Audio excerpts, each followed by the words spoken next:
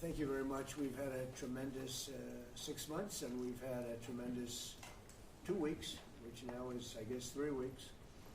And we have a tremendous group of people here that have done a great, unified, beautiful job. I want in particular, because of what she's gone through this last few days, done an incredible job. As you know, Christy, I'm going to ask you to say a few words about Texas. The first person there was first person I saw on television was you, actually. And you've worked great with the governor, who's terrific. And you might want to tell a little bit about the trials and tribulations, but we appreciate the job that you and everybody have done. You had people there as fast as anybody's ever seen. So really appreciate it. We all do. And maybe you could say a few words. Sure. Well, thank you, Mr. President. I want to thank you for your leadership. Texas is strong, and the people of Texas are incredibly strong. They've gone through something that is absolutely horrific, and it is heartbreaking to watch these families suffer the way that they are. As soon as this flash flooding event happened, you know, the governor has activated his emergency responders. Nim Kidd is his emergency management director, who is incredible, and has immediately worked with the local first responders to get help to individuals and get them evacuated, put requests in to me. We deployed, sir, right away, as you know, because you and I were talking a lot during this time, the Coast Guard. We also had some assets out of Customs and Border Protection.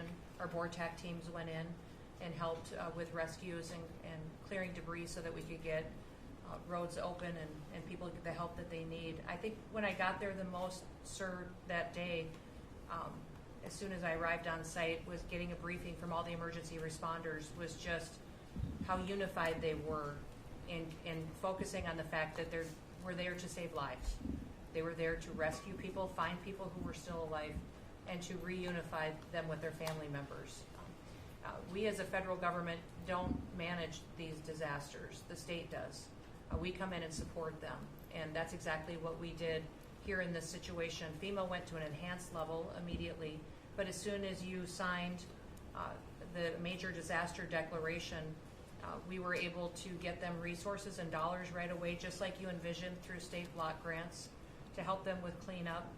And we're still there in presence, and FEMA's been deployed, and we're cutting through the paperwork of the old FEMA, streamlining it much like your vision of how FEMA should operate, and it's been a much better response to help these families get through this terrible situation. We still are looking for people.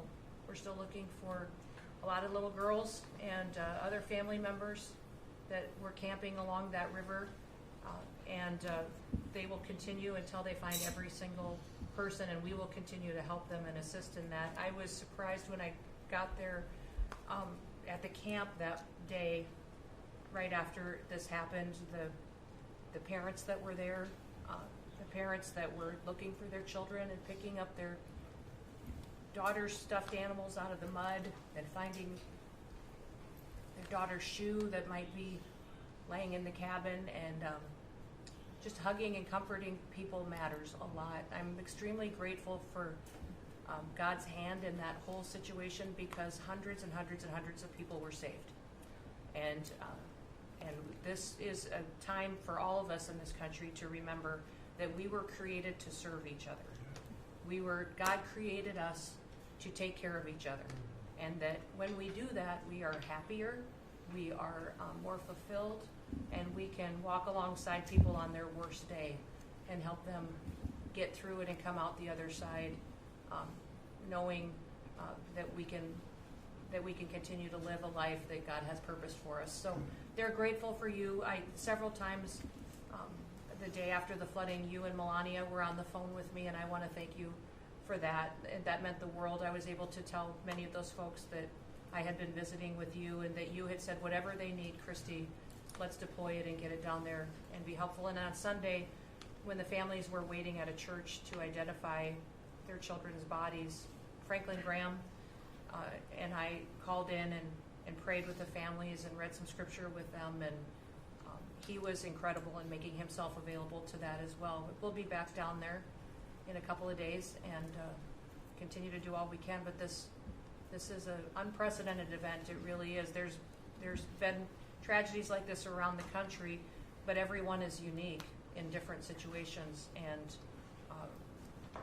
the response the federal government had supporting the state through this, I'm proud of the people that stepped up and immediately came. The Coast Guard, when they came in, they had a difficult time even getting the aircraft in and landed. They had to try several times in the weather to get it in and deploy. And I think we've heard about, our one Coast Guard member that was responsible for saving over 165 people, but that entire crew did incredible work.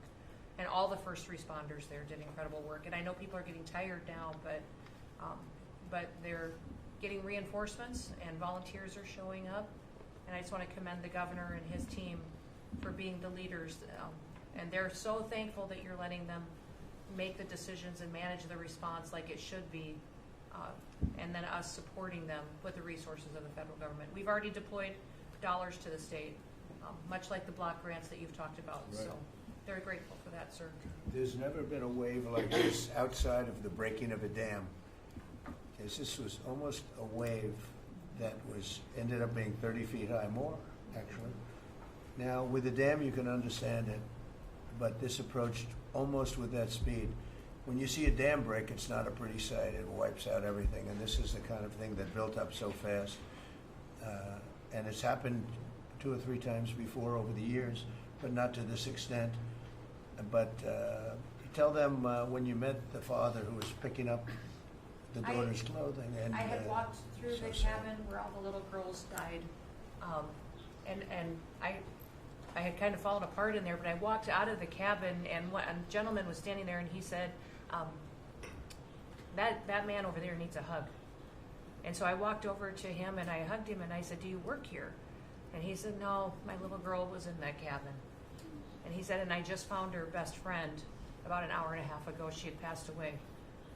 And he just fell apart. And so then we just hugged and talked for probably an hour about that. But then there was the grandpa was there looking for his granddaughter as well. There was a dad there of one of the counselors. The counselor was alive, but she was dealing with the fact that she had hung on to some of these girls and was trying to keep them out of the flood waters and had gotten hit by something and had lost 2 of the girls and wasn't able to hang on to them and was going to live the rest of her life thinking about that moment when she wasn't able to hang on to these girls. But these parents were picking up their kids' belongings out of the mud and throughout the camp and putting them in bags.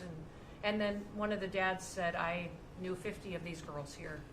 So I knew that was her dress and my daughter's friend's dress. So he was picking it up and putting it in a bag to return to her parents. And so it was and then the director was there comforting everybody who had lost his father the night before too. And he was still there trying to facilitate all of these parents grieving their children and find them.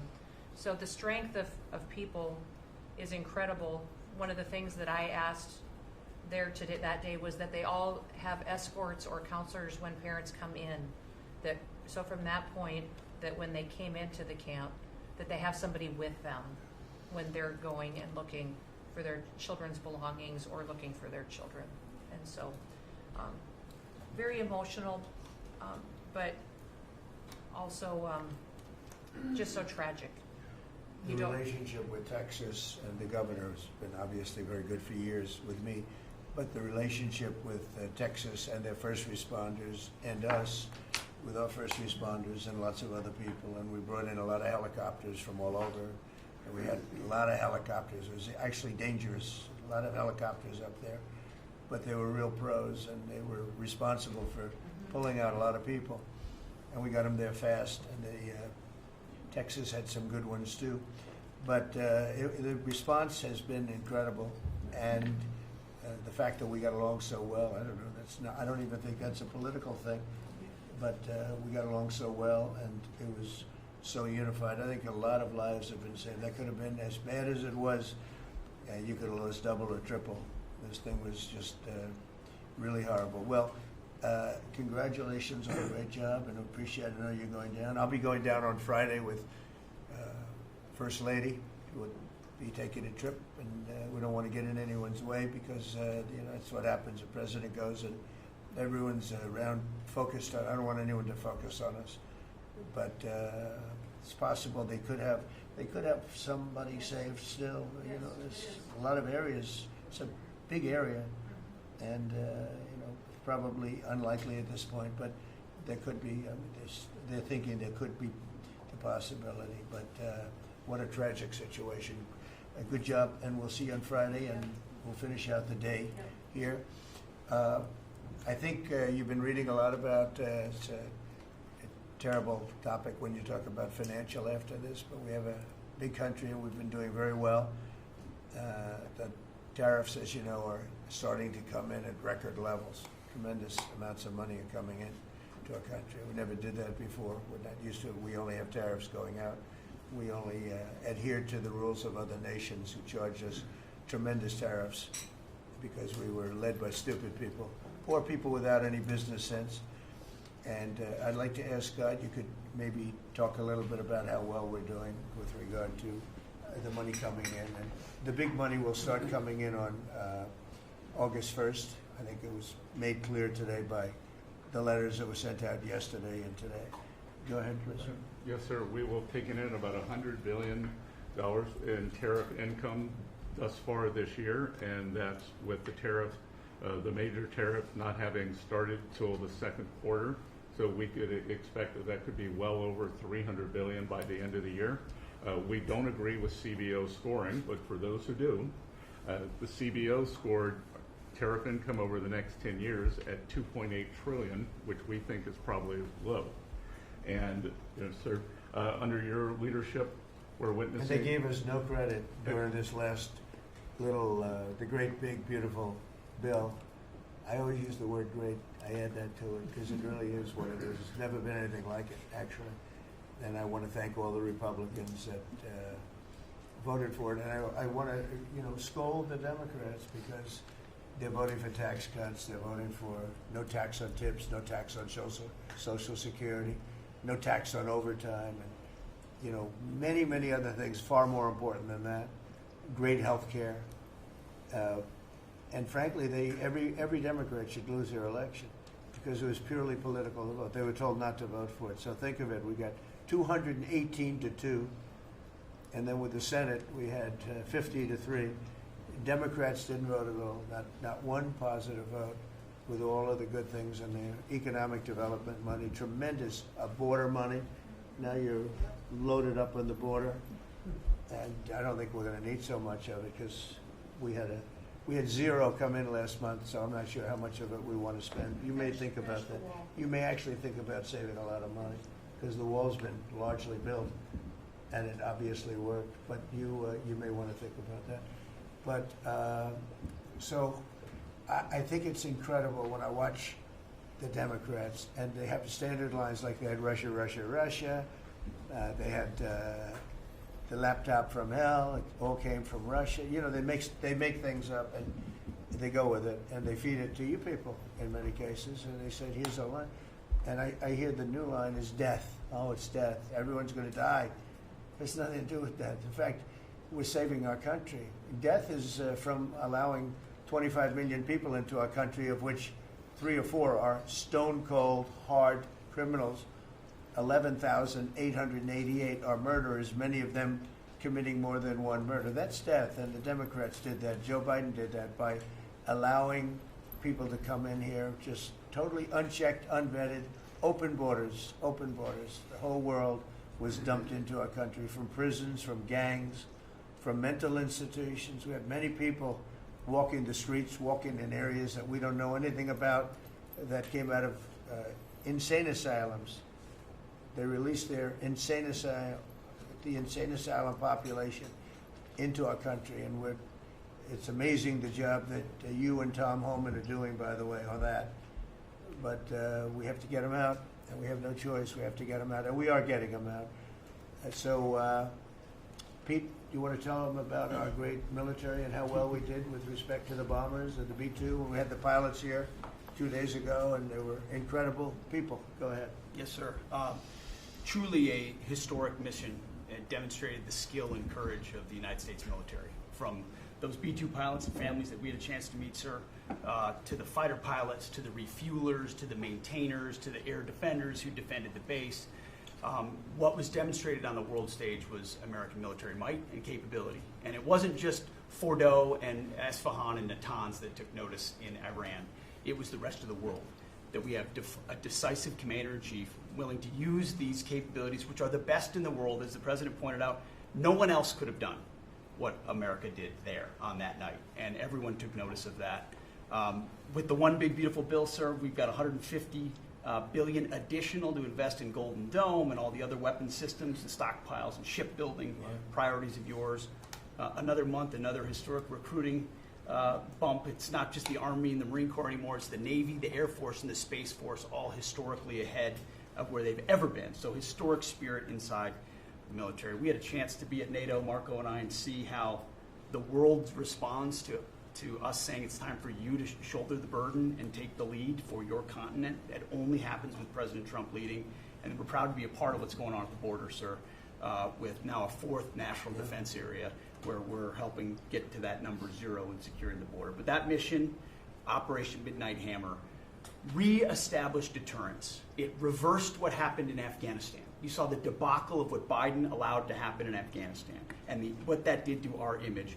President Trump said, with Operation Midnight Hammer, we're reestablishing American leadership and deterrence, and we're proud to be a part of it, sir. And our so-called enemies were watching. They watched every minute of it. They watched. There was very few people that weren't watching, actually, but they watched every minute. It was a perfect military performance, the likes of which we haven't seen in a long time. I mean, if you compare that to the same country, the hostages from years ago, Jimmy Carter, it was unfortunate for Jimmy Carter. He was a nice man, but with the helicopters going down, the sandstorms, the prisoners, they got captured, then the election and the prisoners and Reagan and all the problems. It was nothing but problems. And that was a failure. And ours was not only the pilots. I mean, those machines flew for 37 straight hours. They didn't stop. They went skedaddle. You know the word skedaddle? It means skedaddle. They dropped the bombs, and somebody said, skedaddle. Let's get the hell out of here.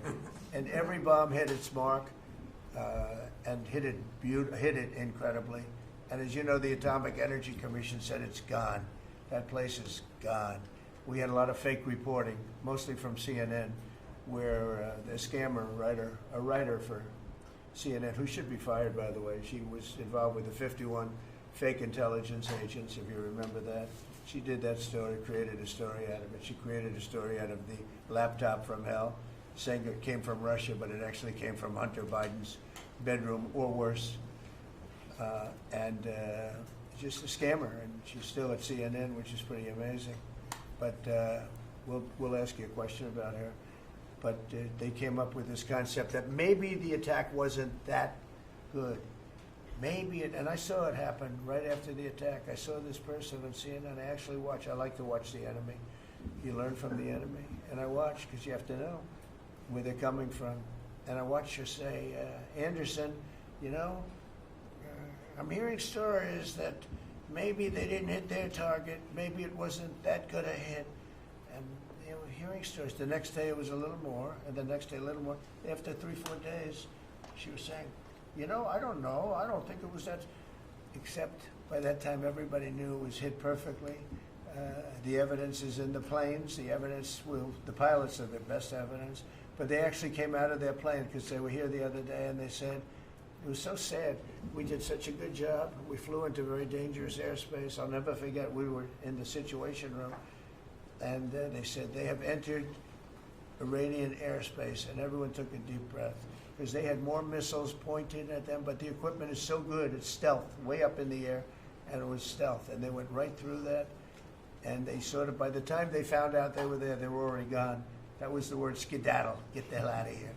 But they were right in the most dangerous airspace in the world, and they took those big, beautiful, very fast, they're unbelievable planes. I mean, they become really beautiful works of art. You know, I always thought they sort of were cool, but now they look better than just cool, don't they, huh? But they dropped the loads, and literally they would hit if you look at this table from here to there, they had a half a refrigerator door is the way to best explain it. Take a refrigerator door, average size, cut it in half. That was their target. They hit every single one. Then we had 30 missiles, Tomahawk, shot from submarines 300 miles away. Every one of them hit their target. It was a perfect mission. Then they came back, almost 37 hours. Every plane worked perfectly. The mechanics were here too. I said, you got to get the mechanics here. We didn't have any problems. If you remember, they had a lot of problems with the helicopters, but they did fly through a dust storm, which they shouldn't have done. Sometimes you say, let's go back and try it on a nicer day. Dust and sand don't work well with helicopters if you know much about helicopters, but that was a horrible embarrassment to us. Then we had Afghanistan, which I think was the most embarrassing moment in the history of our country, and we would have gotten out. I was the one that got them down. I would have kept Bagram, the big air base, which right now is controlled by China, among the most powerful runways in the world, thick with concrete and steel. Anything could land, and right now they were 1 hour away from where China makes its nuclear weapons. I was keeping it. Outside of that, we were leaving, and I would have been out faster than them, but we would have gotten out with strength and dignity. Instead, that was the most botched up mess I've ever seen. They left all that equipment behind, and every year they have a parade running down some third-rate street with the equipment. You know, it's supposed to be Fifth Avenue. It doesn't work. But with all that equipment that they left, they should have taken every ounce of it. I was taking every ounce. I said every screw, every bolt, every nail you take out of there. And Millie said, I remember one time, sir, we're better off leaving the equipment. Why? Well, it's cheaper. I said, cheaper? You mean it's cheaper to leave a $150 million airplane rather than flying it into Pakistan or India or someplace, or just flying it straight home? It's cheaper. Yes, sir. That's when I knew he was an idiot. Didn't take long to figure that one out. But they left all that equipment, but they left their dignity behind. It was the most embarrassing moment, in my opinion, in the history of our country. Not that we got out. We should have not been there. But that we got out the way we got out, with great embarrassment and death. You had 13 young people. I've gotten to know their families very well, but you had hundreds of people killed that nobody talks about. You had the other side. Many people were killed. Many people are walking around with no legs, no arms from that whole thing. They left from the wrong airport. They should have left from Bagram, because Bagram was a big base with hundreds of miles of fencing and territory around it. Nobody would be able to get near it. And they left. So, we've done a great job, and I think people are really starting to see it. They're starting to appreciate it. Pete's done fantastically. That mission was a work of art. And I have spoken to some of our perceived, I don't know if they're enemies, but they're perceived as being potential enemies. And they essentially said the same thing. Very impressive. There wasn't a thing that we didn't lose an engine. We didn't lose it. They landed and they were cheered. But the sad thing was they were cheered, and one of the pilots said, we were a little concerned because when we got out, we were told that on television they were reporting that we may have missed our targets. Sir, we hit every target. That's what I do for a living. We hit every target. In fact, when the bombs hit, a yellow haze came over the horizon that I've never seen before. It just lit up the whole horizon, brighter than the sun. It was like looking into the sun. He goes, we hit our target, because you know what that was exploding. And but they were a little downbeat because they listened to that fake CNN reporting and the fake New York Times. They worked together to try and say that it wasn't perfect. They couldn't say they missed. All they could say is, maybe it wasn't perfect. And you ought to fire that reporter immediately. You should fire her. Real fake. And so I just want to congratulate those pilots. And, a lot of people don't like bringing things like that up. I do. I always like confronting, because otherwise the public doesn't know that you're a bunch of crooked people. But they know, they've learned. And the media has to straighten out their act. The media is down to 17% approval. You got to do a little better than that. It's important for the country that you do better. I think they ought to make a lot of changes. I think changes are going to be made to the media, but it's hard to have a really successful country if you have a corrupt media, and we really have a corrupt media. And nobody really knows why. I mean, why would you want to have open borders and criminals pouring into our country? Why would you want to have men playing in women's sports, transgender for everyone? You know, you'll have to figure that out. But some of you don't. I mean, I'm looking at some people, they love the country, but I look at other people and they can't. But we're really proud of our military. It was, and the people that maybe don't like us or want to play games with us, because I think that had you not had the situation in Afghanistan, I don't think Putin would have gone in. I think when Putin looked at how stupid and incompetent that operation was, he said, wow, this might be a chance. And we're dealing with him now too. We're not happy with Putin. I'm not happy with Putin. I can tell you that much right now, because he's killing a lot of people. And a lot of them are his soldiers and their soldiers, mostly. And it's now up to 7,000 a week. And I'm not happy with Putin. Okay, any questions? Yes. Yes, sir. You just said that you're not happy with Vladimir Putin. Is there anything that you plan to do to act on that feeling of unhappiness? Well, I wouldn't be telling you.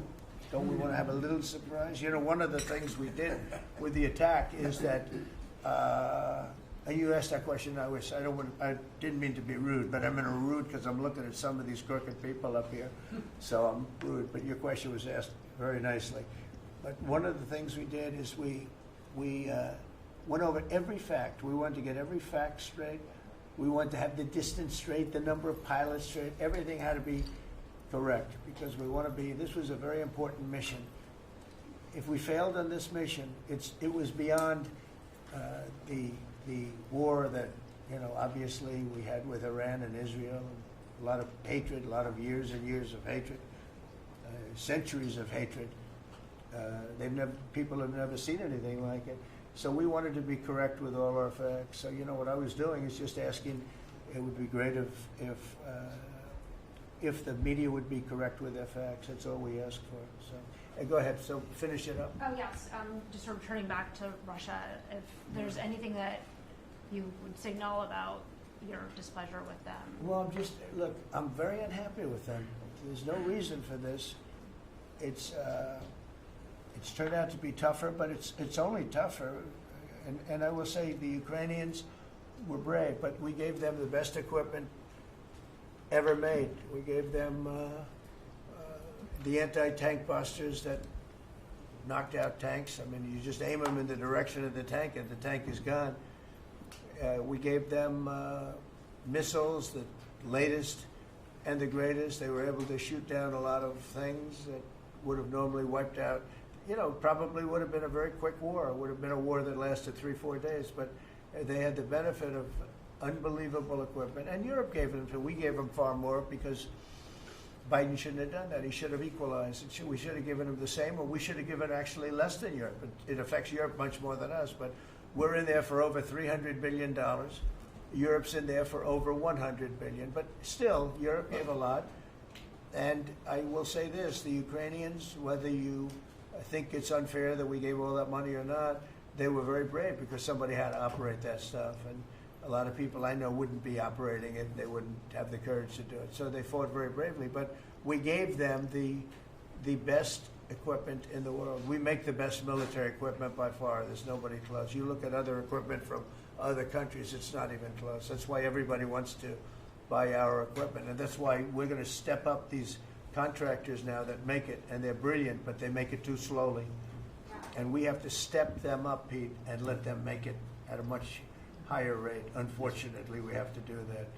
But if you look at our Patriots, if you look at our Tomahawks, if you look at our, well, what we do with tanks is, you wouldn't want to be driving a tank. You would feel nice and secure, but they are javelins, they're called. And I gave them the javelins. Remember they said Trump gave the javelins and Obama gave them sheets, right? They called Obama at that time. Barack Hussein Obama, if you haven't heard, did a terrible job.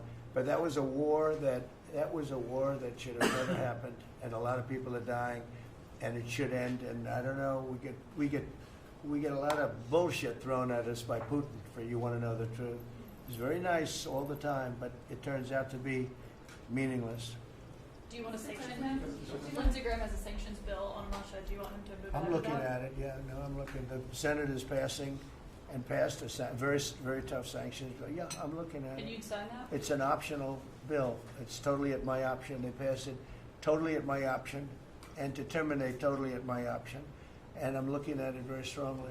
Yesterday you said you want to see more weapons. Go ahead, please. The Council of Economic Advisors released a new report saying that imported goods have actually decreased in price from December I know, it's not through March. amazing. Well, my question is, With the tariffs. the Fed chairman keeps saying that tariffs are going to cause price increases. Are we Are the sure? prices just not Chairman passed of the through? Fed? Yes, exactly. Are the You prices, do a better job than him. Are the prices just not passed through yet? No, I think what's happening is everything's evening out. You know, when we charge, see, what people don't understand, the other countries have been charged, almost every country charges us tariffs. We had deficits with everybody for years, for decades. And we were like this big monolith that made bad deals with everybody.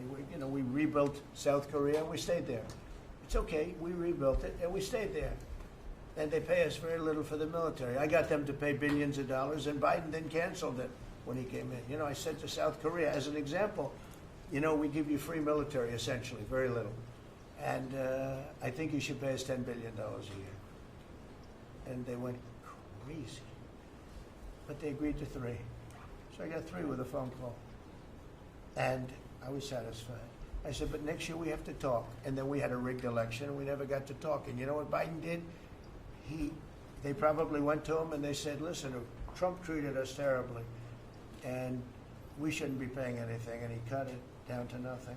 So that's what happens. It's ridiculous. That's the other thing. We're talking to countries about contributing to the military, not only just paying more in NATO, but contributing. We have 45,000 soldiers in South Korea. We have 45,000 soldiers in Germany, 52,000 actually. And that's a huge economic development for them. That's tremendous amount. That's like having a city. It's tremendous money for them, and it's a tremendous loss for us. So we're talking, in a very nice way, we're talking to them about it. It's very unfair. We supply the militaries to many very successful countries. I mean, South Korea is making a lot of money, and they're very good. They're very good, but, they should be paying for their own military. President Trump, could I ask you a question about Jerome Powell as well, and then a question to the Attorney Question General? about what? Jerome Powell, and then I have a question for the Attorney General. Jerome Powell, who you've been pressuring to lower interest rates, he's facing accusations of lying to Congress, which is a potential crime about the Well, then he opulent. should resign immediately. We should get somebody in there that's going to lower interest rates. Do you want congressional Why don't Republicans you to call look for into- his resignation? Do you want congressional Republicans to investigate and It's pursue okay and with punish? me. I think he's terrible. I think, look, we're paying, I call him Too Late. T-O-O, Too Late, like Too Tall Jones for the Dallas Cowboys, right? Too late. He's always late. But he wasn't late with Biden before the election. He was cutting him like crazy. It didn't help too much, did it? But he was cutting him like crazy before the election with Kamala and Biden. He was trying to get them in, I guess. I don't know. He was recommended by somebody that worked for me. I like you better. If I could ask the Attorney General a question too, President. Sure. Your memo and release yesterday on Jeffrey Epstein, it left some lingering mysteries. One of the biggest ones is whether he ever worked for a American or foreign intelligence agency. The former Labor Secretary, who was Miami U.S. Attorney Alex Costa, he allegedly said that he did work for an intelligence agency. So could you resolve whether or not he did, and also could you say why there was a minute missing from the jailhouse tape on the latest staff? Yeah, sure. If Hey, I Pam, could, could I just interrupt for Sure. 1 second? Are you still talking about Jeffrey Epstein? This guy's been talked about for years. You're asking, we have Texas, we have this, we have all of the things. And are people still talking about this guy, this creep? That is unbelievable. Do you want to waste the time, and do you feel like answering? I don't mind answering. I mean, I can't believe you're asking a question on Epstein at a time like this where we're having some of the greatest success and also tragedy with what happened in Texas. It just seems like a desecration, but you go ahead. Sure. First, to back up on that, in February, I did an interview on Fox, and it's been getting a lot of attention because I said, I was asked a question about the client list, and my response was, it's sitting on my desk to be reviewed, meaning the file, along with the JFK, MLK files as well. That's what I meant by that. Also, to the tens of thousands of video, they turned out to be child porn downloaded by that disgusting Jeffrey Epstein. Child porn is what they were. Never going to be released, never going to see the light of day. To him being an agent, I have no knowledge about that. We can get back to you on that. And the minute missing from the video, we released the video showing definitively the video was not conclusive, but the evidence prior to it was showing he committed suicide. And what was on that, there was a minute that was off the counter. And what we learned from Bureau of Prisons was every night, they redo that video. It's old, from like 1999. So every night the video is reset, and every night should have the same minute missing. So we're looking for that video to release that as well, showing that a minute is missing every night. And that's it on Epstein. Mr. President, on the tariffs again, on August 1st, you've said it is the deadline. What incentives do countries have to negotiate? It seems that deadline keeps moving. It was April 2nd, now it's... We didn't move, no. It's always been August 1st, that's when we're paying. A statement was put out today, and I put it out just to make it clear. It wasn't a change, it was August 1st. We don't change very much. You know, every time we put out a statement, they say he made a change. I didn't make a change. Clarification, maybe.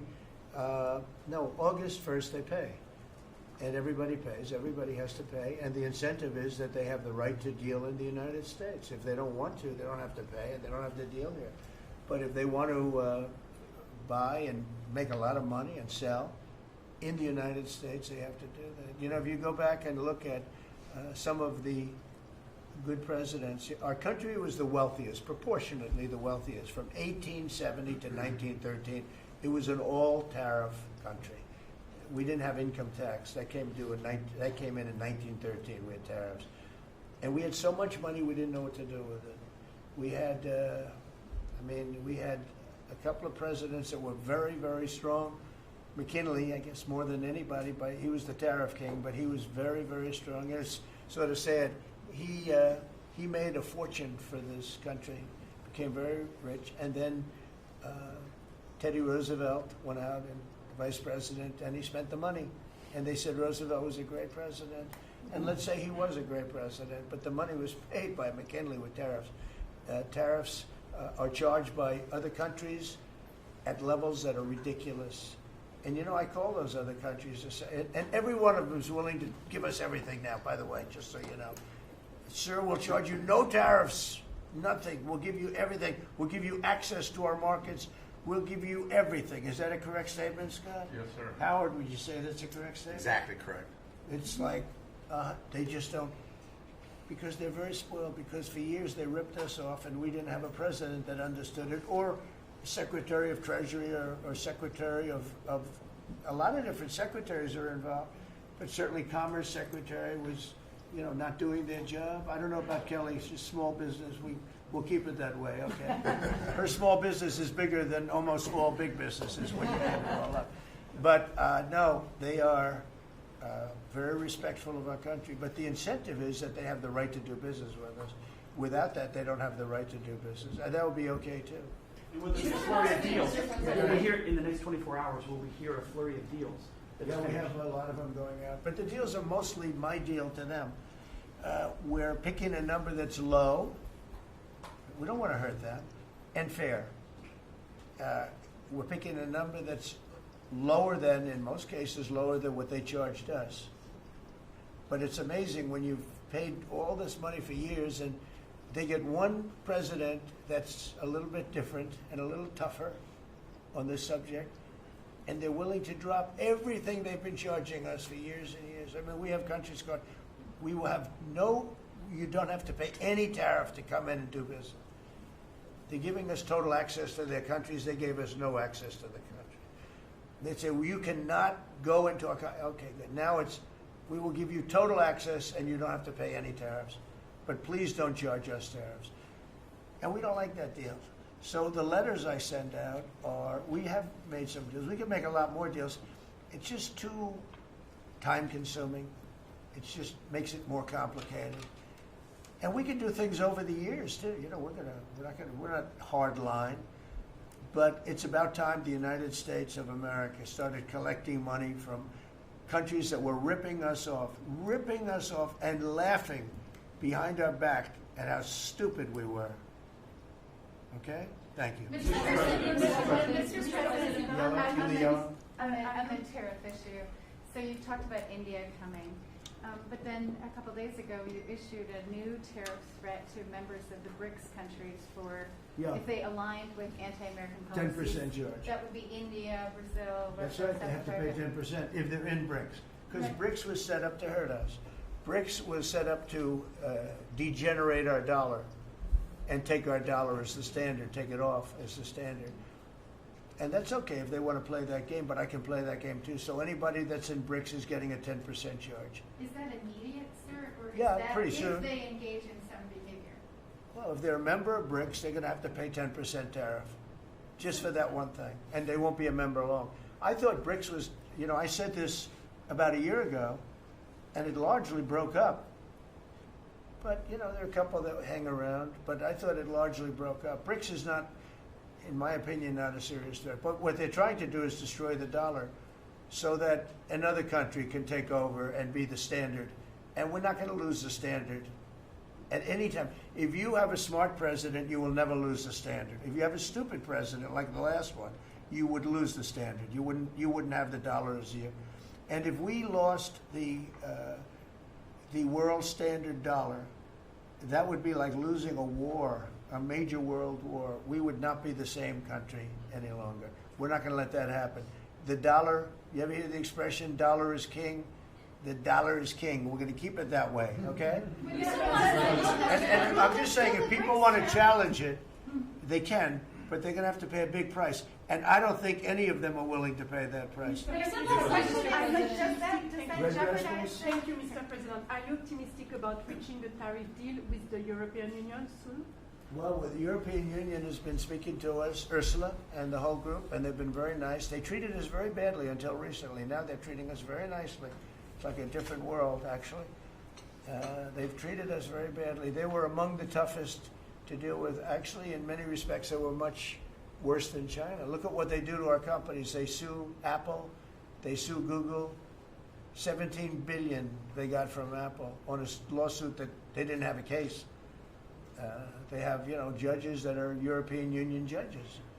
And they take so much money away from our country in terms of that, in terms of other things that they do. They're very tough. But now they're being very nice to us, and we'll see what happens. We're probably 2 days off from sending them a letter. We are talking to them. I just want you to know, a letter means a deal.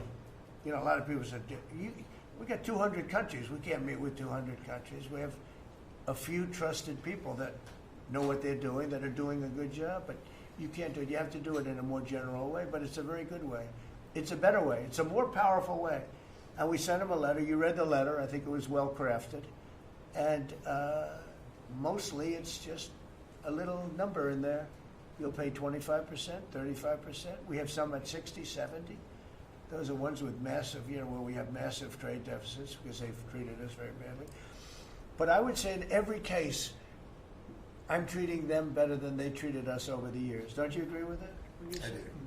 I do. I could have done much. I could have been much harsher. I don't want to do that. We want to have relationships, but in every case, they treated us far worse than I'm treating them. I'm treating them very good. I could go higher with the tariffs, but I don't want to hurt them. That's why when you just read it, you come up with the number. It's so incredible that prices are actually going down. Just so you know, when I got in, everyone said, eggs are going through the roof. I was in for about 4 days, and they started screaming at me about eggs. They said, that's Biden's problem. I didn't know about eggs. But eggs went up about 5 times. You did a fantastic job. And we ended up shortly getting, in fact, for Easter, they said, go out and buy plastic eggs. You can't use real eggs. Well, we bought 200,000 eggs for the White House for the Easter egg hunt that we have at the White House, and there were eggs. We had the price down, and now the price is lower than it was before.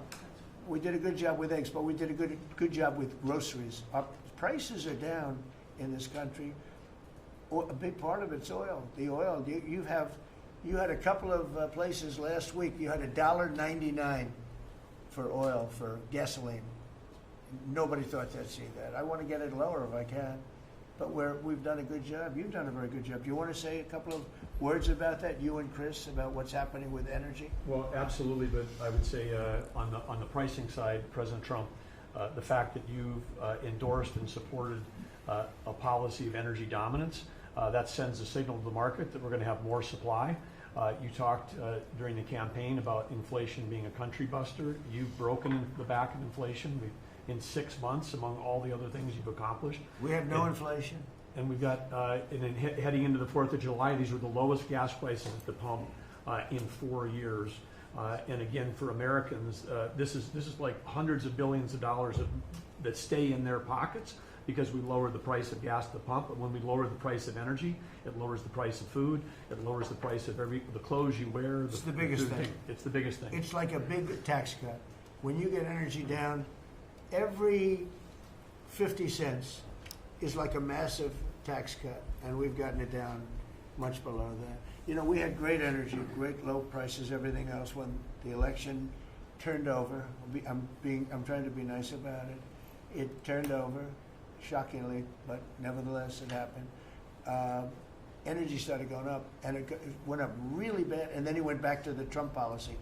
The problem was they didn't know how to do that, and he lost it. He lost that sucker. That big sucker was out of control, and his energy prices went way up, and that's what caused it. But it was also stupid spending. They spent money like, they used to use the term drunken sailors, but I won't use that term. Although it is very descriptive, I won't use that term. I refuse to use it. But they spent money at levels that nobody had ever seen before, and trillions and trillions of dollars wasted on the Green New Scam, greatest scam in the history of our country, other than maybe Russia, that might have been. But the Green New Scam was the single greatest scam in the history of our country, and continues to be, but it's weakened badly. It's hobbling along because people are they're finally getting it. But they spent trillions of dollars on the Green New Scam, getting nothing for it. Devised by a couple of young people that weren't even good college students, you know? Not even good students. Check out their marks.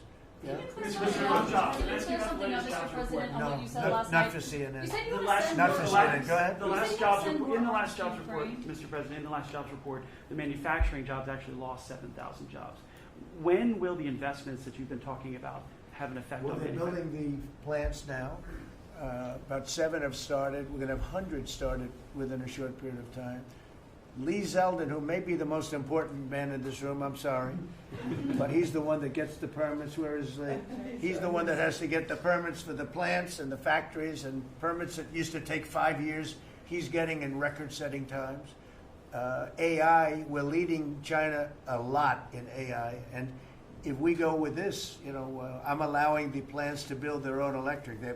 I'm allowing them to become an electric utility, so they can produce their own electricity, because we need double the to be successful with AI, which is the biggest thing now. We need double the electricity that we have, which is hard to believe. We need even more than that. And they're building plants with their own electricity substations. They don't have to use the grid.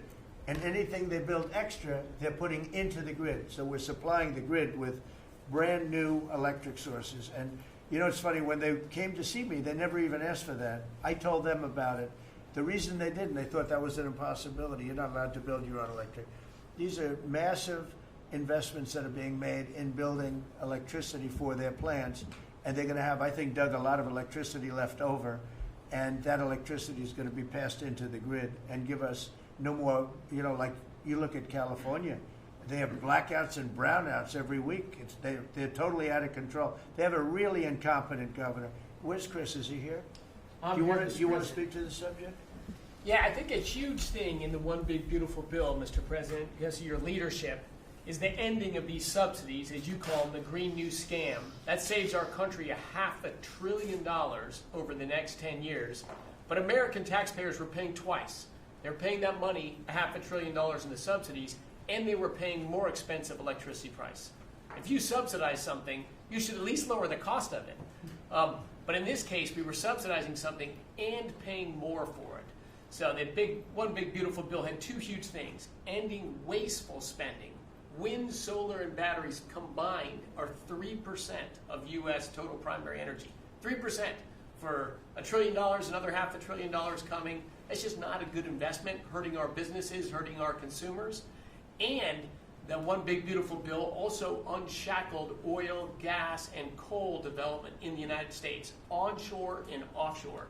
Secretary Burgum has been working tirelessly on how, by getting the government out of the way, private businesses will develop more resources in the United States, lowering costs for American consumers and making much better leverage for the United States to help our allies abroad and reduce the power of our adversaries abroad. So just a huge win on the energy front all around, and I thank you for your leadership. We're setting records now on energy, and there'll be nothing compared to what they'll be in about a year from now, but we're setting records. And wind is a very expensive form of energy. It's very bad for your beautiful surroundings, the plains and the valleys, and the birds are dying all over the place. You know, the whole thing is a disaster. They're almost exclusively made in China. Not that I have anything against China, because I don't have a great relationship with President Xi, but I asked him, how many wind farms do you have? He makes them, but they don't have a lot of wind farms, I'll tell you, very, very few. And wind is tremendously expensive and is very ugly. And if you own a house that's inside of a windmill, your house is worth less than half.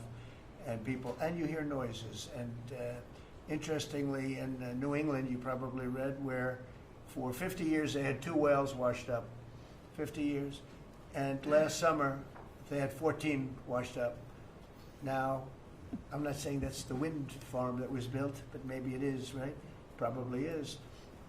It's tremendously expensive, and it can only be done with subsidy. You know, I know a man that's in that business, and one of the biggest in the world actually runs a company that builds these stupid windmills. And he said, I hate the business because it's the only energy where you need subsidy. He said, energy shouldn't need subsidy. You should make money with energy. So wind. The other one is the solar, those big solar fields. They're taking our farmland. Our farmers are like mortified by it. They hate it.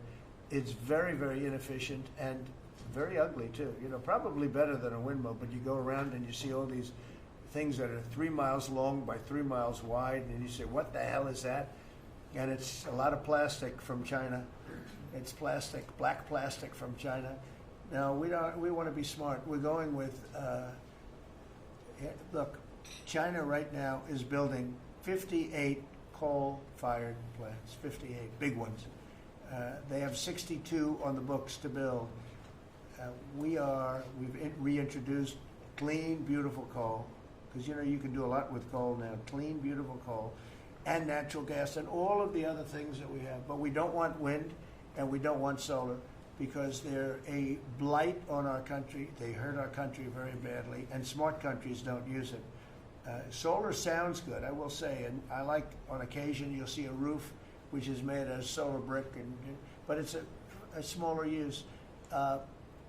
We need the kind of thing that's going to fire up our plants, and it's not going to be wind, you know, that is very intermittent, as you probably know.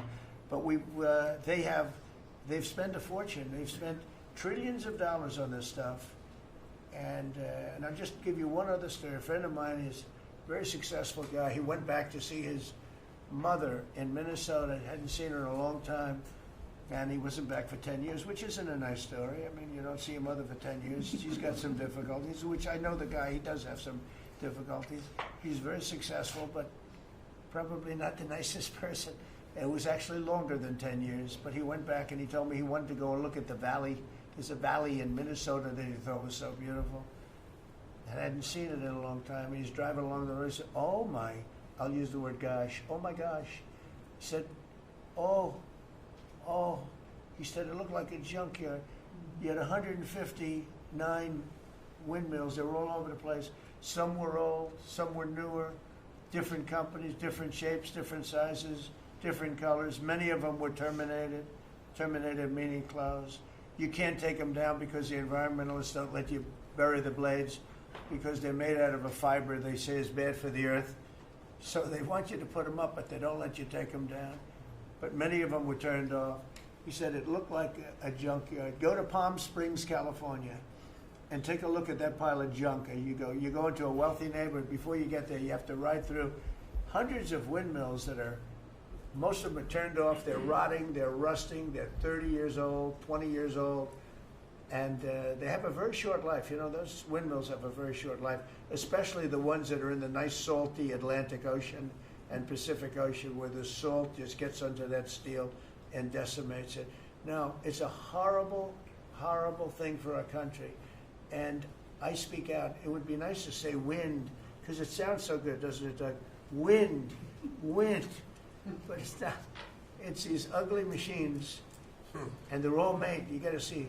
Some are a little taller, a little shorter. They're made by different companies. They have different stocks. They have different blades. They have different everything. It is so horrible. And if you look at smart countries, they don't use it. Smart countries don't use it. And we're now a smart country. We're a brilliant country. We're not smart. We're brilliant now. We're going to be a brilliant country. We have to be, because we have to catch up for some really stupid people that did a bad job. Yes, Brian? Yes, Mr. President, I've got a quick comment, some feedback as a native Texan, someone that I grew up bringing my kids to a camp very near the affected camp now. Thank you on behalf of Texas. I've gotten hundreds of messages that want to thank. If you're in the cabinet room, you can tell the president and his team, on behalf of Texans, thank you so much for the quick response and the loving, the hugs. I saw that you gave. Two quick questions. I saw a Palestinian senator. His name is Schumer. He's a great Palestinian. No, he's a Palestinian. He's become a Palestinian. He's abandoned the Jews. But I saw him say, it's Trump's fault. Yeah, that's right. It's Trump's fault. He was actually, do you ever see John Lovett's The Liar? Where he goes, yeah, I went to Harvard. That's right. This was Schumer. He goes, yeah, it's Trump's fault. That's right, it's Trump. I actually saw that stupid guy try and blame it on me, and I said, man, that's a tough one to take. But his career is limited, because I hear AOC is going to beat him, and she's no bargain either, by the way. Go ahead. Well, I'm just saying that's an example of an America First team effort to get this country back. So that's what America First looks like for the viewers watching us at home. My two questions. Looks like we have a rogue judge, an Obama-backed rogue judge that is attempting to block the funding to Planned Parenthood, which the big, beautiful bill cuts off the funding to Planned Parenthood. Any plans to challenge that? Okay. Absolutely. Yes, we're on it. We're on it. And I texted, I believe, I talked to yesterday Secretary Lutnick and Secretary Besson. I reached out to you to let you know that we were on it in the big, beautiful bill. Wonderful. And then I let her handle that question. Did you notice? I said, go ahead, handle that question. Toss it to her. Then my second question was Secretary Rollins. You did an amazing press conference today in front of the Department of Agriculture. You talked about the Farm Act and the need to get China out of our country, owning farmland. For the viewers at home that might have missed that, can you recap what that means to national security, to make sure we can grow our own food? Well, thank you, Brian, sir, if you don't mind. Yes, this morning Secretary Hegseth, Secretary Noem, and Attorney General Bondi and I had a press conference at the USDA. I just happened to have a chart in case it came up, but obviously the Chinese owning of farmland in our country is a massive national security issue. And for the media, you can see the yellow is where all of the farms have been purchased over the last number of years, and the red is around all of the military bases where that farmland has been purchased. So this is a massive national security issue. The press conference this morning included 3 of our greatest governors as well, Sarah Sanders from Arkansas, Jim Pillen from Nebraska, and Bill Lee from Tennessee.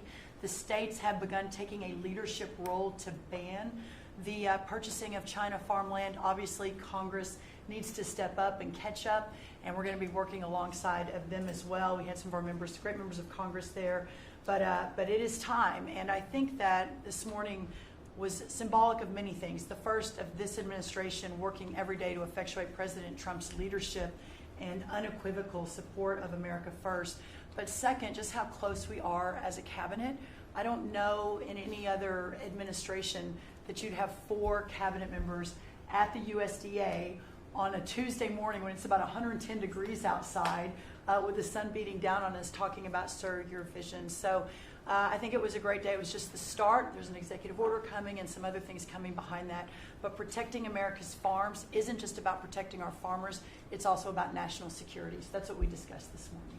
I do want to say that I think we have had a really good relationship with China lately, and we're getting along with them very well. They've been very fair on our trade deal, honestly, and I hope we're going to have a great relationship.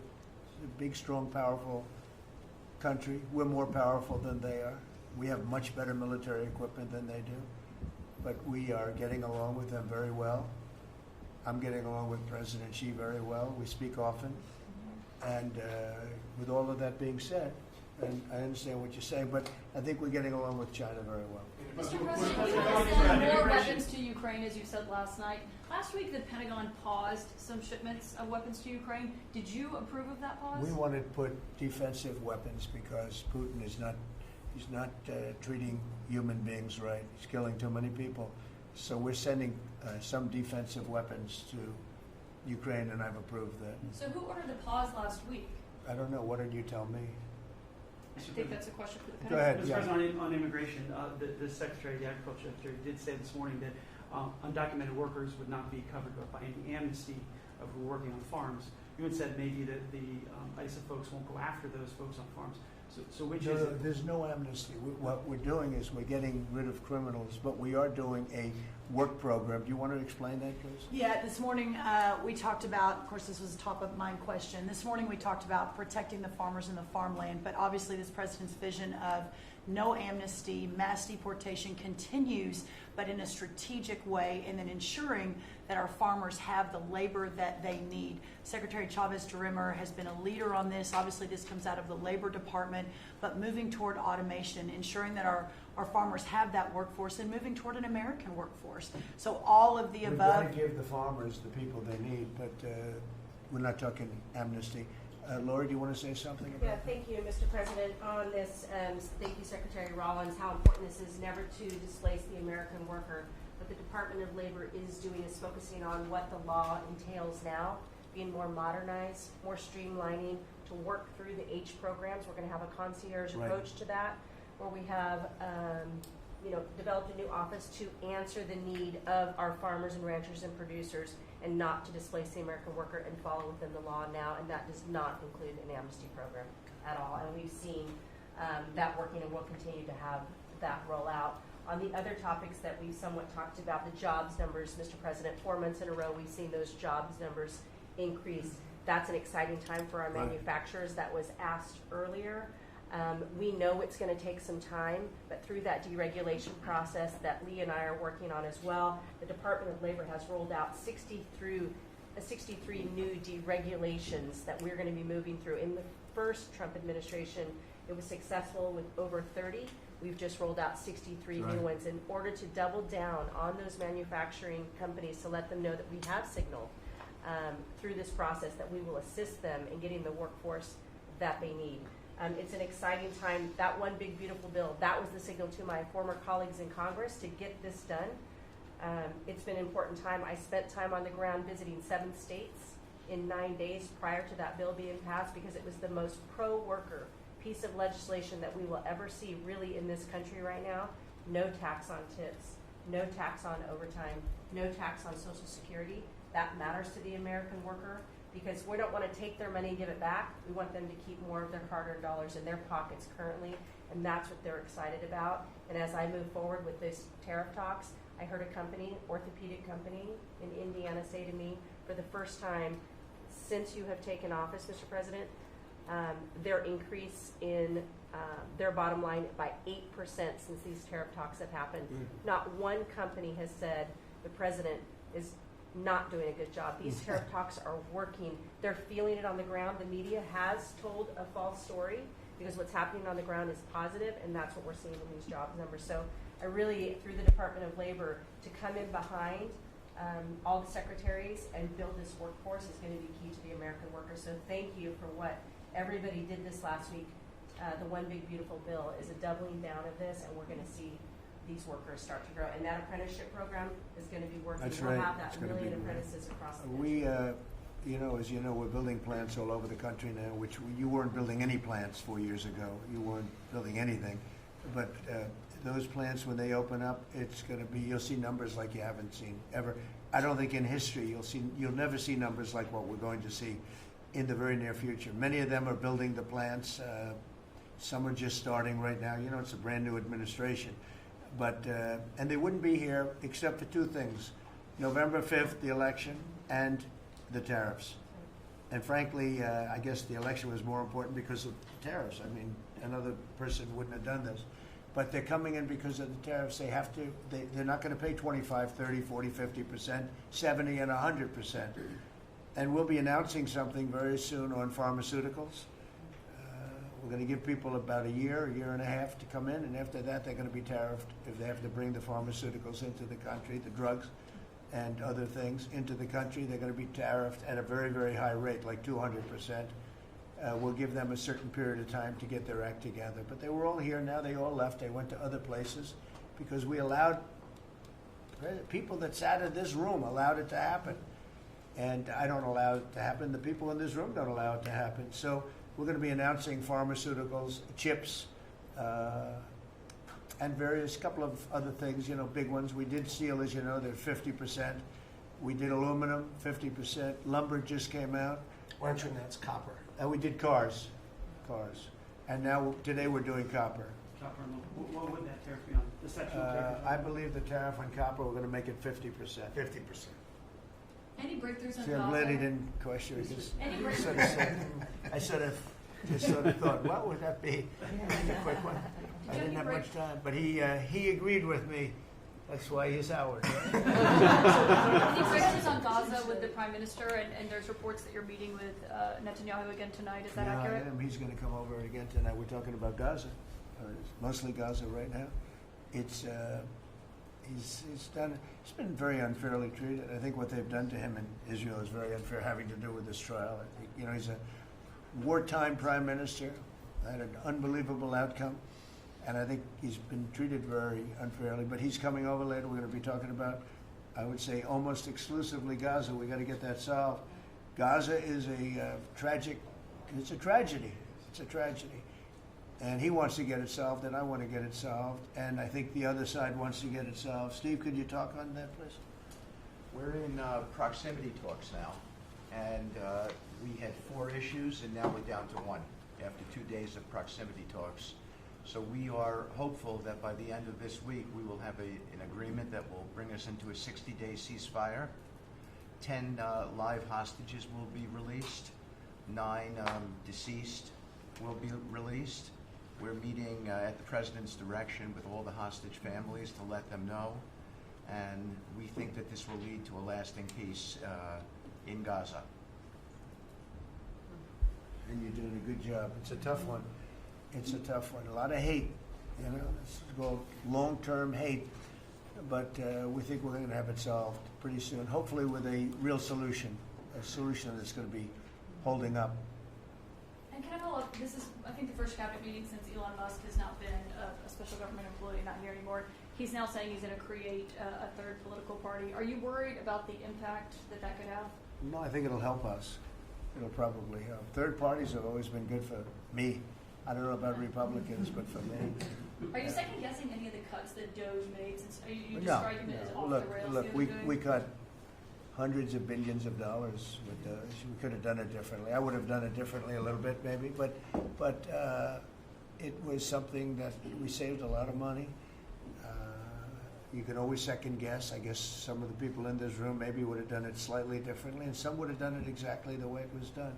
But it was dramatic, and it was important, and we found a lot of things like billions of dollars given to people for environmental protection, where they had $100 in the account, like in Atlanta, Stacy, and then you had another one with 20 billion here, and 20 billion here, and 2 billion here, and 15 billion, and Lee, you might want to mention just a couple of those things.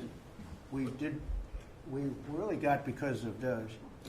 At the Trump EPA, the one big beautiful bill was filled with many big beautiful wins for the taxpayer. It delivered a sledgehammer to the Green New scam.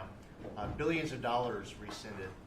So it's a big deal for the American taxpayer who sees money go through pass-throughs, that are filled with self-dealing and conflicts of interest. They see unqualified recipients. They see reduced agency oversight, and they want accountability with their tax dollars, and they got it. In the example of the Stacey Abrams connected NGO, they received $100 in 2023. They got $2 billion in 2024. They had to complete training on how to develop a budget that was put into their grant agreement. They, out of nowhere, started paying a CEO $800,000, a COO $450,000, 22 people making over 150 grand. Out of nowhere, this is tax dollars. So money go through pastors, through other pastors, through other pastors, and we lose oversight over it.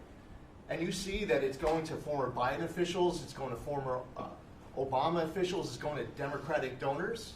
And we're not here saying we want to take money from a left-wing NGO and give it to a right-wing NGO. We want to give it back to the taxpayer. This is about us being good stewards of American tax dollars without any apology or regret. That's why President Trump was elected last November. Because there are a whole lot of people who maybe they hadn't voted Republican in a long time. Maybe they didn't even vote for President Trump the first time around in 2016, but they're regretting that vote from 2016 and they were making it right in 2024. So the One Big Beautiful Bill gave us the tools to rescind billions of dollars more. We're seeing hundreds of thousands of dollars that'll get wasted per electric vehicle as an example of this money that was going through it. They gave $50 million to a group called Climate Justice Alliance. They say that climate justice runs through a free Palestine. The Biden EPA gave $50 million to a group that says the climate justice runs through a free Palestine. We say that you're going to spend $1 in the name of remediating an environmental issue, then spend $1 on remediating an environmental issue. We say that we can protect the environment and grow the economy. We want to help grow more baseload power in this country. So why is it that it took this long for this team to get assembled, to be able to fix the mess that we inherited? But gosh, we love showing up at our jobs every single day, first thing in the morning, because all day long we get things done for the American taxpayer. And Congress did its part last week by passing One Big Beautiful Bill to deliver this accountability and to cut off the Green New scam. So maybe it's a bad day for Stacey Abrams. Maybe it's a bad day for all those well-connected Democrats getting paid off. But you know what? God bless America. Because at the end of the day, President Trump is here, J.D. Vance is here, and the greatest cabinet ever assembled to deliver that much-needed and highly demanded accountability. Mr. President, That was a very good answer.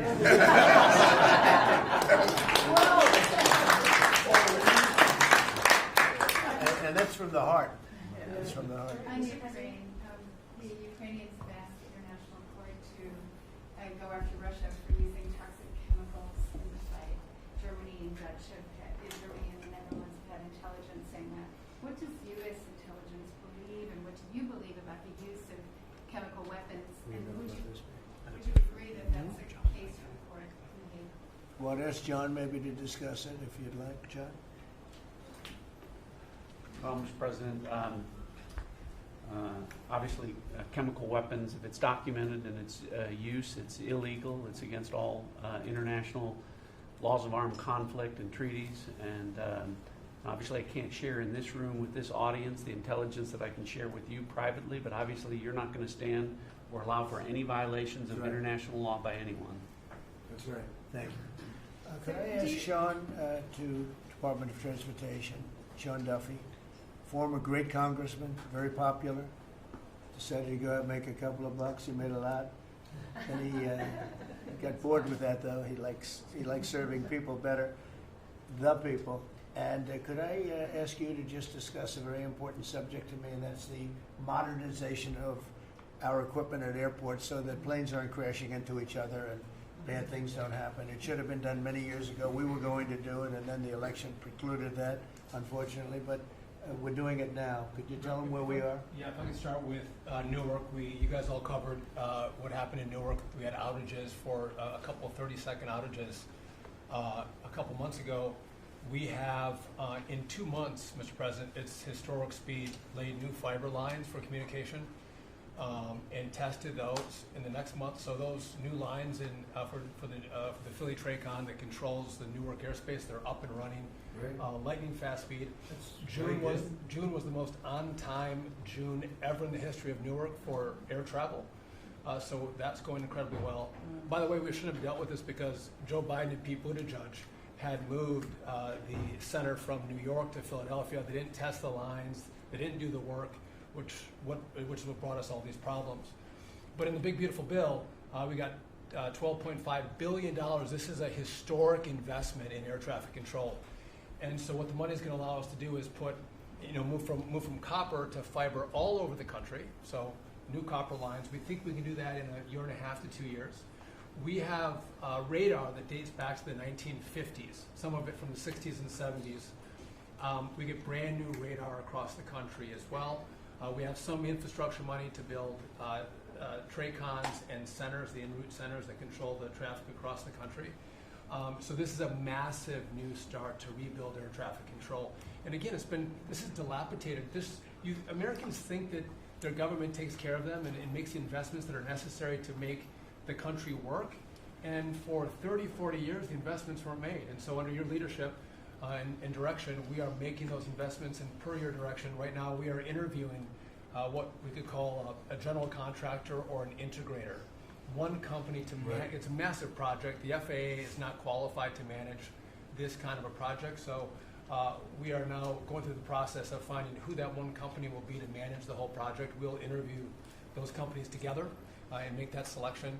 So we'll write one big, beautiful check to one beautiful company that'll be responsible for this whole build. But if I can just make one last point, this is not enough money. We're going to need more. But this is a massive new start, the biggest investment. We'll need some more money on top of it, but a great start from the big, beautiful. It's a starter. It was very important to us. And just to cover that, there have been accidents, and my pilots, I would often hear them say, "Oh, good," and they would use a different system, a different country to land in New York. They'd use the radar and other things from a different country. I said, "What's that?" He said, "Oh, our system is so bad." And I knew that. We were all set to start. And Boot Edge came in, and what they did was so crazy because they hooked it copper into fiber, into steel, they had all different systems. They had hundreds and hundreds of contractors, different contractors for different airports. They spent billions of dollars, and they made the system worse because you can't hook copper into fiber. It doesn't work that way. You just can't do it. It's not doable, but they tried to do it. Didn't work out too well. And in the end, it was just a complete disaster. We want to have one great company. Now, Raytheon's going to bid, IBM's going to bid. We have 5 or 6 bidders that really are good and do this stuff. And we want one, because I know about overruns. I look at the railroad out in California, headed up by one of the worst governors in our country, who I used to get along with actually, but he's just, when you lose 25,000 houses and you would have had your cities burned down. If we didn't step in, Los Angeles would have been burned to the ground. But you look at that, and I said, I really know how to build, and you got to have one guy, one contractor, one great one, whether it's IBM or Raytheon is good, but you have 4 or 5 that are really, really great, and they're all bidding against each other. But you don't want to have one doing the wire and one doing the digging and one doing the demolition and then they're all saying they all blame each other because they're saying they were late and therefore you have to pay me millions of dollars more money. I know the system so well, and we're going to have a great company do the whole thing. We're going to get a fantastic price. Maybe we'll get them, they're very big and very strong, and maybe we'll get them to make a contribution toward getting it done at the right price. But we're going to have a great system. When we finish, we will have the best system on earth, done by one of the 2 or 3 best companies. There are only a few companies can do this. This is not. But if you would have seen what this other group did, they were going crazy. They had, I heard 3,000 contractors. And then when it all came together, guess what? It didn't work. It's a disaster. So we're going to have in a pretty short period of time, it'll take us about 2 years to build it, and we'll have a contract given out probably over the next couple of months. We have some great bidders, some great companies that want to do the job. You're going to have great air traffic control. Just to make one last point on this. So the last administration signed a contract with an American company to fix the copper to fiber, and that contract was a 15-year contract. The system is failing today, but that's how idiotic and incompetent the last administration was. And under your leadership, we're saying, listen, we don't have time. We don't have 15 years. We don't have 5 years. We have to do it right now. And so the president always talks about on time and on budget. We have embraced that. We are going to be on time and on budget. And by the way, you mentioned a train out in California. Stay tuned for probably give us 5 days and you'll have an answer on what's going to happen with the $4 billion that we potentially have invested on a train that's going to go nowhere. It's going to be $120 billion that'll never connect San Francisco to LA. Again, the last administration wasted so much money on projects that never work. If you're going to have high-speed rail, you're going to invest billions, we should actually have high-speed rail in America, not boondoggles that fund political friends and allies and family They had members. from San Francisco, inside of San Francisco to inside of Los Angeles. Should have never been built because airplanes do it better. And you could drive it. You could drive it. No problem with driving it. The roads aren't even crowded. So they were going to do this. Somebody's idea. Somebody got paid off a lot of money and they started it. It was going to cost a very small amount of money. And it ended up costing literally hundreds of times what the original. And now what they did is they said, well, going into the city is too big a deal. So we'll leave it 25 miles short of the city. So now they're leaving it. They're not going to finish it, really. It's not the same project. So now they're leaving it outside of San Francisco and outside, short of each. They just want to get it done, and I've never seen cost overruns. You know, if you have a cost overrun of 10%, you should be ashamed of yourself. 20%, you should not do any more jobs. This is a cost overrun of 2,000%, something like that. It's unlimited, and it's not finished. And maybe it will never get finished.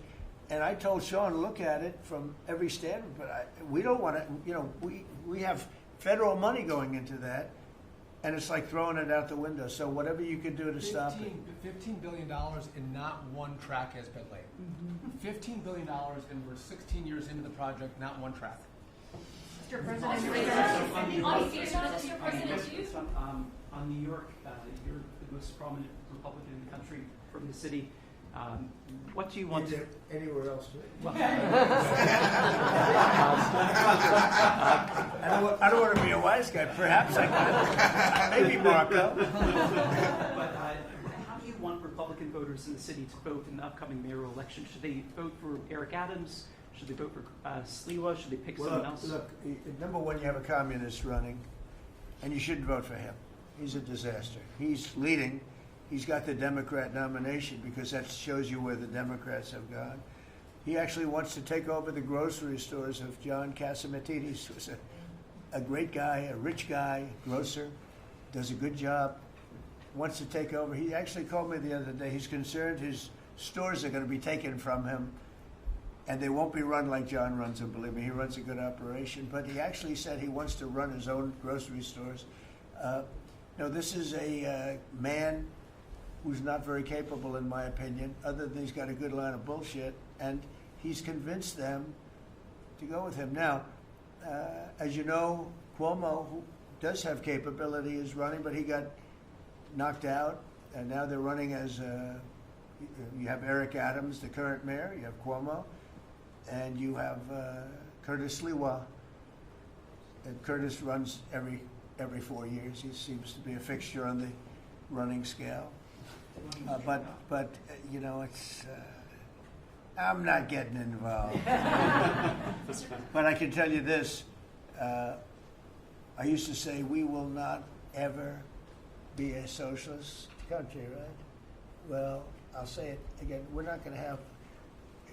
If a communist gets elected to run New York, it can never be the same. But we have tremendous power at the White House to run places when we have to. We could run D.C. I mean, we're looking at D.C. We don't want crime in D.C. We want the city to run well. Susie Wiles is working very closely with the mayor, and they're doing all right. I mean, in the sense that we would run it so good, it would be run so proper, we'd get the best person to run it. The crime would be down to a minimal, would be much less. And, we're thinking about doing it, to be honest with you. We want a capital that's run flawlessly, and it wouldn't be hard for us to do it. And we've had a good relationship with the mayor, and we're testing it to see if it works. But New York City will run properly. We're going to bring New York back.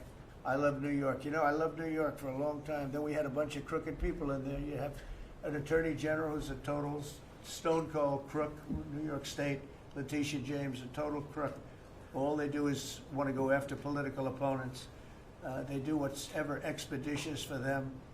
She's the one that took out Cuomo because she wanted to run for governor, and then she ended up getting 1% of the vote. She polled at 1%. She dropped out, went back to attorney general. You have a lot of crooked things going on in New York. We're going to straighten out New York. Maybe we're going to have to straighten it out from Washington. But when I see a communist who has actually pretty much gotten a Democrat nomination, they also went to that new form of voting, which is a beauty. You go in there in third place, you come out in first. That's that form of voting that they have gone to. You know what I'm talking about.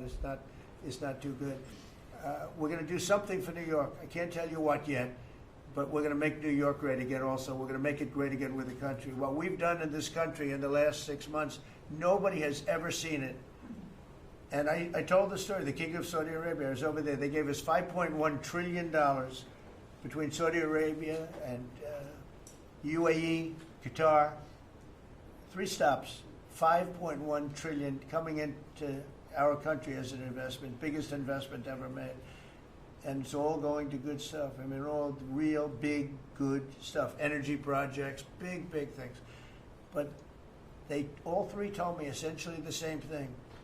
We thought your country was dead, and now you've got the hottest country in the world. We're right now riding the hottest country. We all, and you can all be proud of it. We're in the hottest country. This is the hottest country in the world. There's nobody close. Made hotter by some great pilots and great machines that nobody else has. Those great, big, beautiful machines, they rode those machines right into the toughest territory, and nobody knew what the hell happened. And then they hit their targets perfectly, and it was complete and total obliteration. And that's why that war ended, Steve. They told me that's why the war ended. The war ended when they saw that. It was over. And we're very proud of it. But we have the hottest country in the world right now, from a country that was close to dead. And if I didn't win, if you would have had the other person win, we all know who she is, whether it was she or Biden. They're the same. He may have been more competent than her, and that's hard to believe, right? But if you had that ideology in, I don't believe you would have had a country anymore. I think you would have had a country that was broken up. But we had a dead country. Now we have the hottest country in the world, and everybody knows it, and everybody said it. Mr. Vice President, do you have anything to say? Well, thank you, Mr. President. I just want to say that I'm very proud of the whole team. I think everybody has worked together. You see Pete and Marco and Steve working on some of the diplomacy, Christy and Pam working on the border. We just have a really, really solid team, and we've done a lot of good work. And in particular, I want to congratulate the White House staff led by the President on getting the One Big Beautiful Bill passed. Yeah. I was personally skeptical. Sorry I never told you this, but I was skeptical we'd be able to get that thing done by July 4th. We did it because we worked together and we worked very well. So it's an honor to be a part of it, but I'm really proud of you guys for doing a great job. The beautiful thing about it, it had something for everyone. That's right. Most people said it had to be broken into 7 bills. It's so big. The problem was that some of those 7 have nothing for anyone, but they had to be done for the country. You know, sometimes you have to do things for the country that aren't necessarily popular. We had a couple of them, and that wouldn't have worked. So the One Big Beautiful Bill, many people said it could never be approved. Too big, too everything is too much. But it had something very big and very important for everyone, and it's great for the country. And remember, the Democrats have come up with a false narrative, you know, just whatever. It's just a line that they send to everybody and that they print. I think in the case of this, it's death, death. Everyone's going to die. I heard that. Everyone's going to, just the opposite. Everyone's going to live. What we're doing is saving our country and making it much bigger, better, and stronger than it ever was. I'd like to ask, Marco's been doing such a great job. Do you have anything to say? Well, it's just going through a list here, Mr. President, and I think the Vice President's pointed out to the great team you have, and all these achievements that have happened domestically. But you think about it, under your leadership, we prevented and ended a war between India and Pakistan. NATO's now at 5% for the first time ever, the highest numbers ever. A peace deal between the Democratic Republic of Congo and Rwanda. A 12-day war that ended with an American operation that we're the only country in the world that could have done. Hopefully, pretty soon, a peace deal between Azerbaijan and Armenia. The entire Middle East and the infrastructure of it has the potential now to change because of Syria and Lebanon, and it hasn't even been 6 months. True. It hasn't even been 6 months, so it's a a great lot. testament to your leadership in this. Well, thank you very much, and you've done a fantastic job.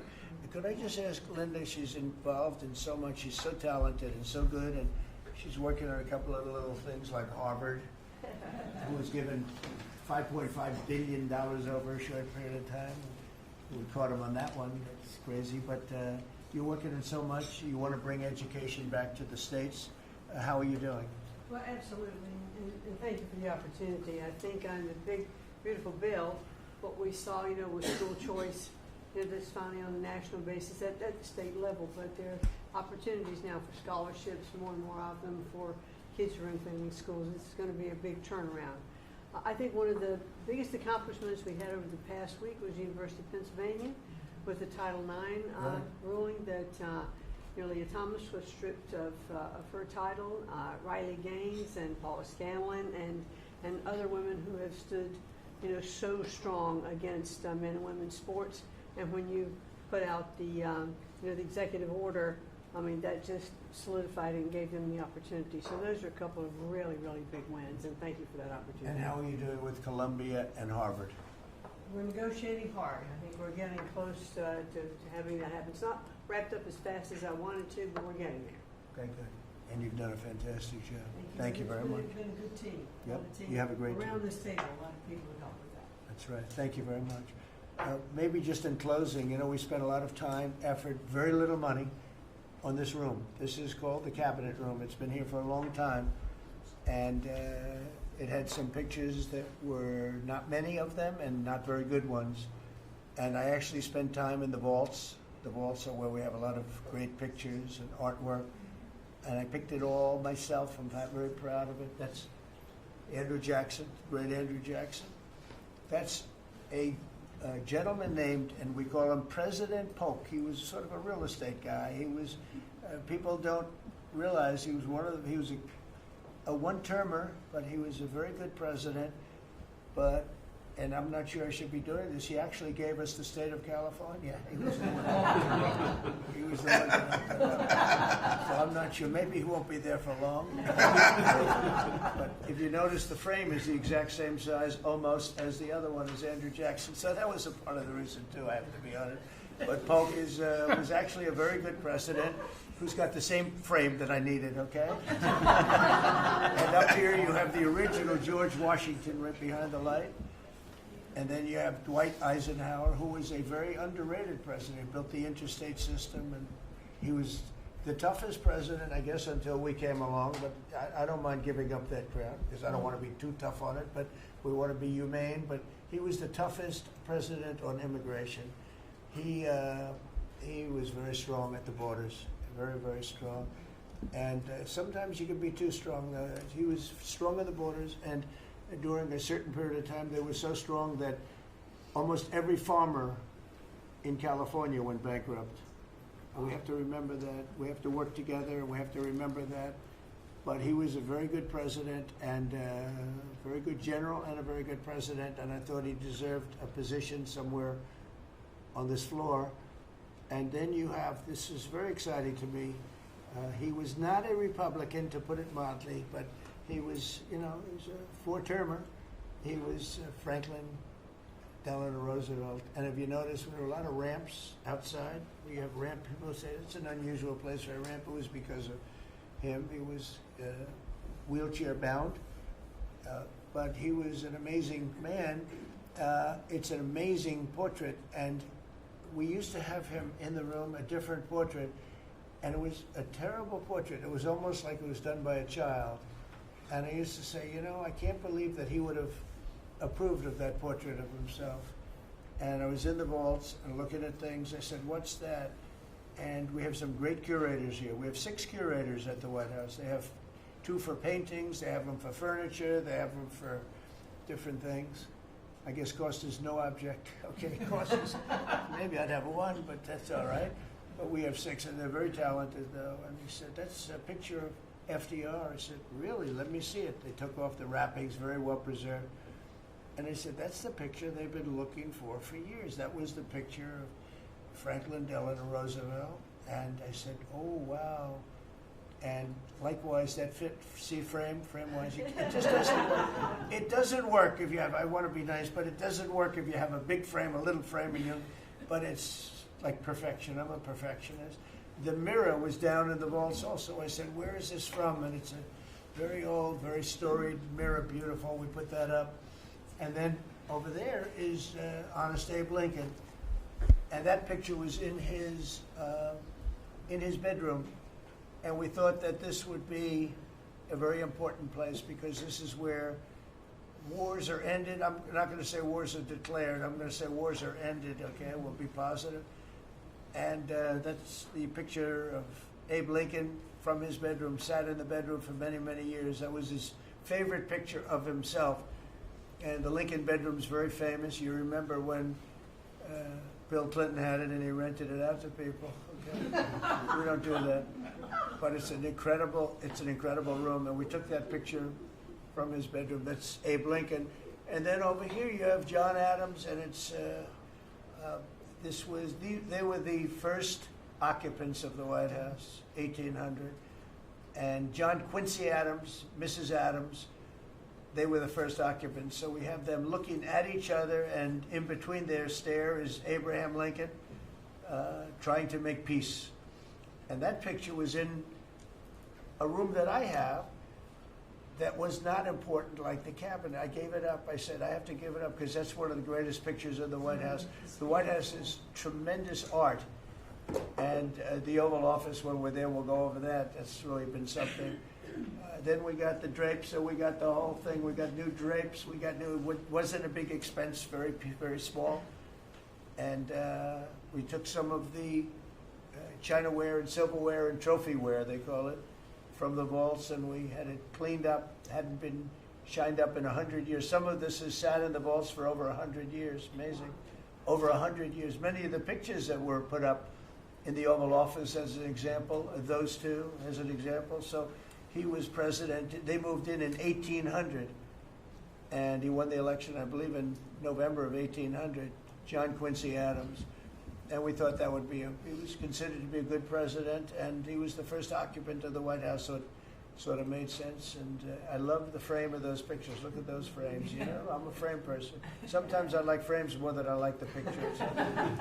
And we have the flags of the Marines, and Space Force now has its own flag. I'm very proud of Space Force, but the Army, Navy, Air Force, Marines, Space Force, the whole thing. And Coast Guard is right there. You never forget the Coast Guard. They do a great job. So we have the flags throughout the office. And it's really become quite a beautiful place.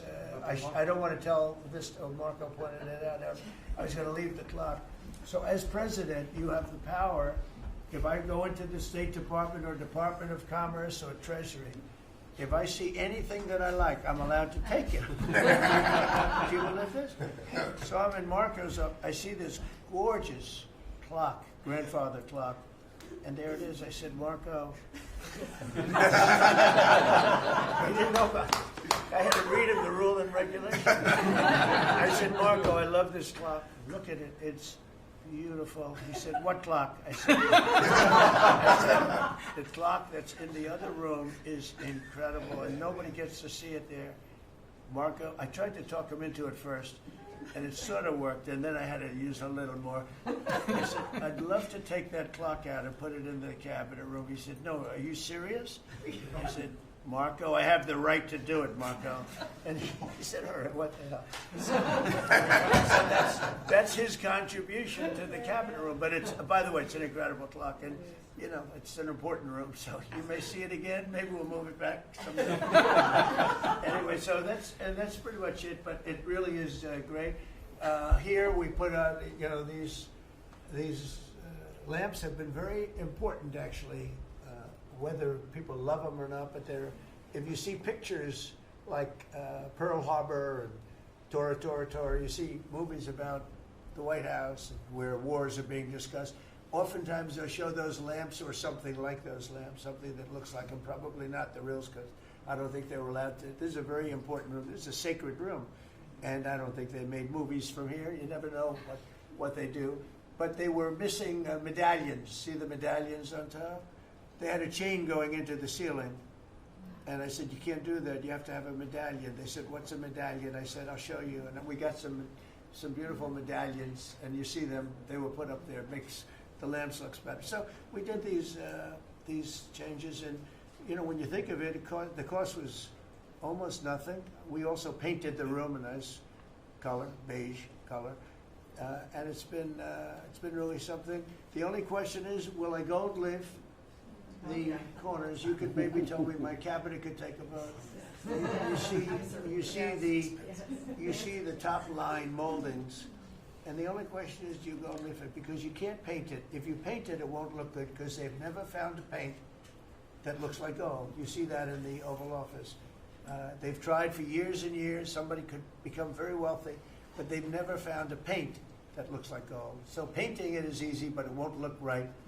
And the question is whether or not we should gold leaf it. Linda, do you have an opinion? I gold leaf You like it the way? it. No, I gold leaf it. You'd gold leaf it? Yeah. Who would gold leaf it? Could I raise you? How about, would you gold leaf it? I was going to ask about McKinley, one of your favorite presidents. Well, McKinley was a great president who never got credit. In fact, they changed the name of Mount McKinley, and I changed it back because he should have been. The people of Ohio he was the governor of Ohio. The people of Ohio were very happy when I did that, I heard. They were very insulted. They took the name of Mount McKinley off. That was done by Obama a little while ago, and I had to change it back. I changed it back. He actually was a great president. He was a president. He was the tariff, the most, I guess, since me. I think I'm going to outdo him, but he was a tariff president. He believed that other countries should pay for the privilege of coming into our country and taking our jobs and taking our treasure. That's the way he explained it. They took our jobs and they took our treasure, and for that they should pay. And he made them pay, and he built a tremendous fortune. In fact, in 1887, they had the Great Tariff Committee was set up in 1887 because our country had so much money, we didn't know what to do with it. And they set up a committee of, as they called them, elites, a term that we have to change because I think a lot of the people that are elites aren't elite. I think the people that aren't elite are elite, so we're going to have to maybe switch that around somehow. But they had a committee that was set up to spend the money because it was such a large amount of money at that time. It was nobody had seen anything like it. And it all came in from tariffs. And people didn't pay tax. There was no income tax system. I told you that came back in 1913.